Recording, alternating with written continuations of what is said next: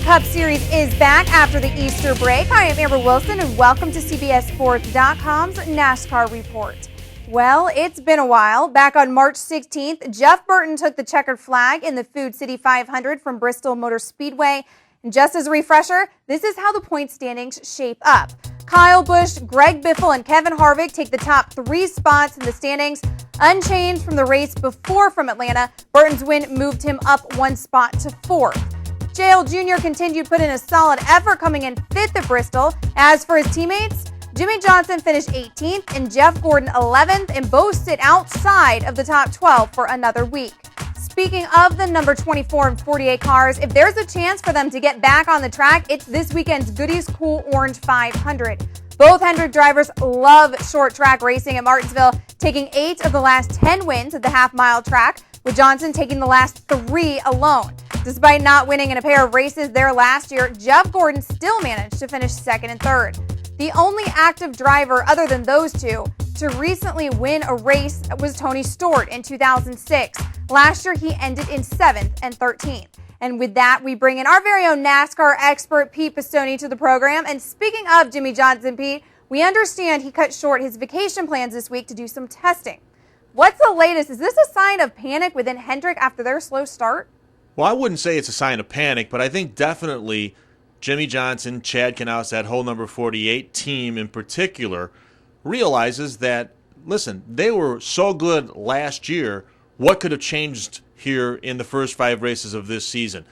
There's been a couple of races where they weren't too far off, but there have been other ones where they were completely off, and I think that's what's frustrating Jimmy Johnson and Chad Knaus right now. So they've been testing. They tried to go to Kentucky Speedway, some weather problems there, forced them to go down to Rockingham in North Carolina. They need to figure out the intermediate tracks. Those are the ones having the most effect on their bad start to the season, because that's where we've raced on for the most part in the first 5 races. And so they want to go back to the drawing board and kind of figure out how to get this thing turned around here after the first break of the season. Okay, Pete, why are teams having such a hard time getting a handle on running the car of tomorrow on intermediate tracks? Well, I think the speeds are really throwing off these teams. I really do. I think these intermediate tracks, the 1.5 miles and the 2-mile tracks, are giving a lot faster speeds than maybe these teams had anticipated. They did test last year with the new car, but as you know, testing conditions and racing conditions are 2 different things. So I think that is really kind of thrown a curveball here. But again, it took them some time to learn the short tracks and the super speedway last year. I think that probably by the middle of the year, these teams will get these intermediate tracks figured out. All right, there's another group of drivers with a lot on the line this week, and that's the bunch outside the top 35 in qualifying. Who looks to be in the most trouble of the go or go home group? Well, 2 guys come to mind. Kyle Petty, I think, is really in big trouble. They were thinking about swapping points between Petty's number 45 and his teammate Bobby Labonte's number 43. They decided not to do that, and I applaud them for that. Kyle knows that he needs to qualify his way in.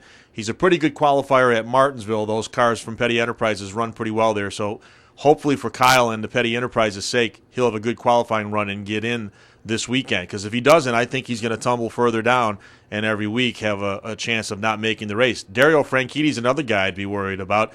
He's now going to a bunch of tracks where he doesn't have any experience on for the most part, and now he's going to have to qualify his way into the field. So it's going to be tough and interesting here for this go or go home group from race 6 in Martinsville this weekend on here through the rest of the season. All right, Pete, it's short track prediction time. Who are the favorites heading into Martinsville? And how about giving us a sleeper pick? Well, I'll tell you what, I believe the Hendrick guys are going to come back this weekend. I mean, Jimmy Johnson and Jeff Gordon have owned Martinsville Speedway here for the last 5 or 6 years between the 2 of them.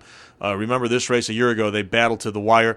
I think those guys are going to snap out of their slumps and be back this weekend running up front and challenging for the win. You know, in terms of sleepers, yeah, I'm not so sure that there's going to be really any sleepers that are going to sneak up on anybody, because Martinsville's a very tough racetrack.